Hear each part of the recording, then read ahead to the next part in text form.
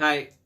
Last time we looked at Job, we seen some fascinating things. We obviously seen how his body was stricken and how the enemy had left the presence of God quickly and immediately went out to strike the body of Job. We looked at the things that he was suffering, from the boils to the sleepless nights and to the weight loss and the toll that it was taking on him. We also seen how those things that are happening in the spiritual realm were affecting the things in the physical realm. How God had said that Job was a man who still held to his integrity. And then we've got in the physical realm, we've got Job's wife, who's now taken up the chant and asked Job, will you not curse God and die? Why hold fast to your integrity? You know, the challenge was put out there, and the enemy who desires to pull apart and pull down those people who follow God was taking what God had given him, and God had said to him as a challenge. Now I'm going to go and hit him in his integrity. I'm going to see if I can get him to waver. Job was in a sorry state of affairs. And here's we begin this next section, part 4. We find his friends have gathered together with him. They've come alongside, and they've obviously gathered to sympathize with him. It should actually be taken into account, in it's chapter 2, verse 11. It sort of says, his 3 friends heard all this adversity that had come upon him, and each one came from his own place. So they had heard about it because they obviously dealt with him. They had business dealings with him. They had a friendship with him. You can't lose your entire family. You can't lose your entire income and not have people who trade with you on a daily or weekly basis, people who interact with you, not be aware of it. And they heard of it. And they started talking amongst themselves. And we don't know what they talked about, but we do know that they arranged to gather. And the 3 of them came together at the same time. And it says there, if we go on to verse 12, it says, when they raised their eyes from afar and did not recognize him, they lifted their voices and wept, and each one tore his robe and sprinkled dust on his head toward heaven. And so they sat down with him on the ground 7 days and 7 nights, and no one spoke a word to him, for they saw that his grief was very great. As I said before, fair play to these men for having the initiative, for having the willingness. I don't think that their intentions was negative or malicious. I think they were gathering around someone that they had, like I said, they had dealings with. Maybe they had cared for him. Maybe they had some feelings towards him, his friendship and companionship. But they've gathered together, and they gathered and they sat. Sometimes whenever there's immense loss, and it talks about having very great grief, sometimes there are no words.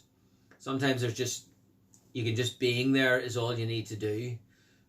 Some of us have this thing in our minds. We think, I have to fill this empty and awkward silence. But sometimes in moments of grief and moments of suffering, when things have just piled on upon piled on upon piled on, all the important thing is just being there with your friend or with your companion, with your family member, just being there, merely in their presence, sometimes to hear and to be ready to respond, but just to be there. Lets them know that someone cares.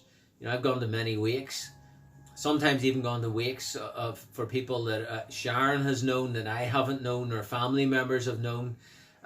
Even I can think of times for work colleagues, and I have known no one there, but I've gone just to be another friendly face, to show my solidarity, to show my affection, to show my sensitivity for them, to have a bit of empathy for what they're going through. And sometimes that's all you need to do, is just be there. Be there to be ready for anything they need, to help them in their moment of need.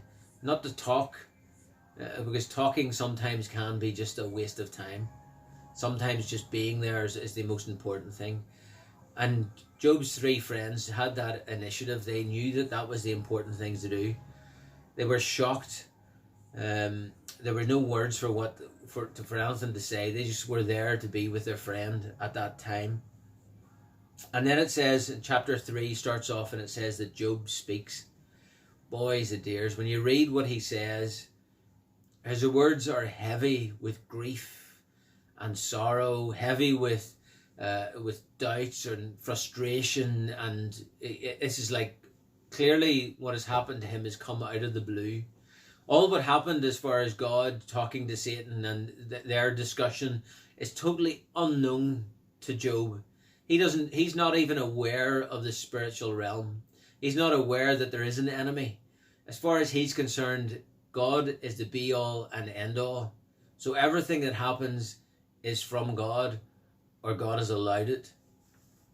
And he's searching here for words to articulate what he's going through, to express what's going on in his heart. He's searching for that. And it's fascinating. There's two things that come out as you start to look into what he says. It's chapter 3. And he starts to say, first of all, he talks about cursing. Now, he doesn't always use the word cursed be, but he says may. And it has the same effect. May the day perish. May the day perish on which I was born. Oh, may that night be barren. May the stars of its morning be dark. May it look for light, but have none. He's cursing all around him. Oh, I wish this never happened. I curse the day that this happened. I curse the night that happened. I curse the next day. I curse the next, and he's just full of frustration. And he's just looking for some way to vent what he's experienced. Because he feels like the victim. He feels like he's the innocent party. He also then asks the question, why? Why has this happened? Why did I not die at birth? Or why was I not hidden like a stillborn child? Why is light given to him who is in misery? Why is light given to a man whom God has hedged in? He's searching to try and articulate what he's experiencing. He's looking for a reason to put everything back together, to make some sort of sense of it all. And the truth is that sometimes you can't make sense of it all. Sometimes things just happen. They go awry. Disaster happens.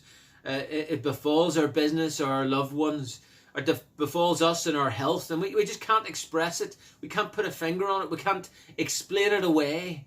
We're very much in a culture now where we like to have someone to blame, someone to accuse. A disaster happens and we look for someone to say, a car accident, we go, were the brakes faulty? Maybe the guy who fixed the brakes is to blame. Let's sue him. Maybe the car manufacturer's faulty. Let's blame him. Sometimes bad things just happen. And we can't deal with it all. We can't explain it all away. We have to come to some sort of acceptance of it. Some sort of, okay, this is what's happened. Now let's move on. Let's deal with this pain and this sorrow. But we can't always find someone to blame, because there isn't always someone there at the end. He didn't know that there was an enemy who was in action. And active here and was doing these things. He didn't know that it was the enemy who was guiding the whirlwind or the storm. He didn't know that.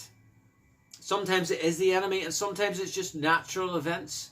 It talks about it rains on the just and on the unjust. These things sometimes happen, and we cannot find a reason for them. Job tries to articulate that. He's trying to find that. But he's got a fundamental misunderstanding about life comes out. Because he thinks that if you live right before God, everything should be happy and peaceful. Yes, between you and God there should be happiness and peace. But in our world, which is at rebellion, which is so far from God, sometimes it's not there. Sometimes things come against us. Sometimes there's an enemy at work. Sometimes there's just natural circumstances. And Job just couldn't put the two together. He couldn't reconcile that there's a good God, and God who's in control, and things happen. It's because we're in a conflict. We're in a world that is still in rebellion. But he's spoken and he's given his two bits. He pours out his wrath and his frustration. And he still sees himself clearly as the innocent victim. Still, as I can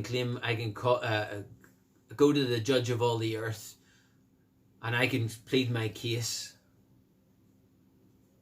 The first response to his speech was by Eliphaz. Eliphaz comes along, who's got a bit of a gentle tone, but he speaks clearly. He speaks directly. He was probably the eldest of the comforters, and he comes along. And it's interesting. We get that line the famous, another one of those famous lines from the book of Job comes in, and here it's in Eliphaz's speech, and it's in chapter 5 verse 7. Yet man is born to trouble as sparks fly upward. Trouble happens. There's a reason for it. And Eliphaz is coming and he's trying to bring an answer. He's trying to help solve the riddle of why Job is going through this. But Eliphaz is a product of his time and place. Eliphaz comes from a time where theology was simple. Their belief in God and all those type of things was simple. It was all about reward and retribution. You lived right before God or the gods. You did right by the gods or God, and you'll be rewarded. You'll be blessed. You'll be favored. You do wrong by God. You sin by God. You sin to God. You don't live right before God, and you'll be punished.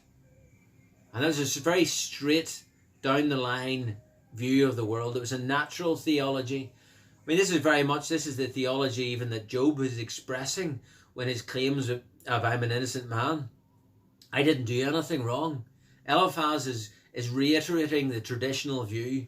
He's reiterating what they all believed naturally. The natural man observed the world and drew out of that conclusions. Now, Job had started off from that point. He knew that there was a God. But now the rest of that with baggage that comes along with that is that if you do good, you'll be blessed. You do bad, you'll be punished. And that's what's happening here. Now the Bible clearly tells us, and we have the benefit of having the Bible, that no man is righteous before God. That all of our works, everything we do is as filthy rags compared to God's righteousness, but compared to his standard.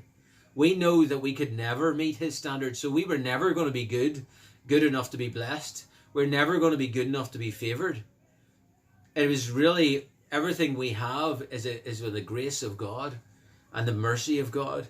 They were unaware of that because, as I had mentioned in the first episode, they didn't have a Bible to read. They were going purely on the natural world. The Bible tells us that it's impossible to be perfect before God. And Eliphaz was oblivious to this as well, as Job was. So Eliphaz's response was, your suffering is because you've done wrong.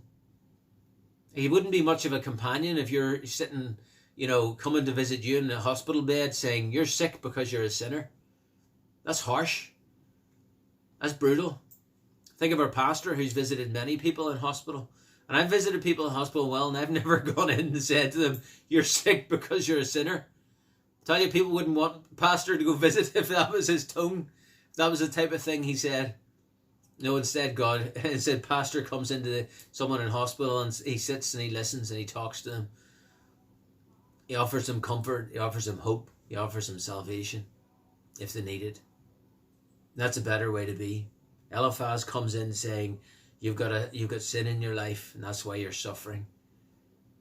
We know that this is a fallen world and bad things happen. Terrible things happen. Even this virus is a terrible thing, but as a consequence of our fallen world and our fallen natures, and as all of the so far from what God intended, that's where this world is. But God has got a plan that's going to bring this world back into line with his word, back into line with his plan and his goals. And that is the ultimate goal here. And it's fascinating. If you read those verses and those chapters, you see their struggle to articulate what they're going through. Next time we'll be looking at a bit more in depth, and we'll go on to the next section and we'll see a bit more of their comments and responses. And we'll skip over a good bit of it, but so read a wee bit next time before we put up the next video and see what you think. And I hope these are blessing you. I hope these are giving you some food for thought at this time. All right. God bless.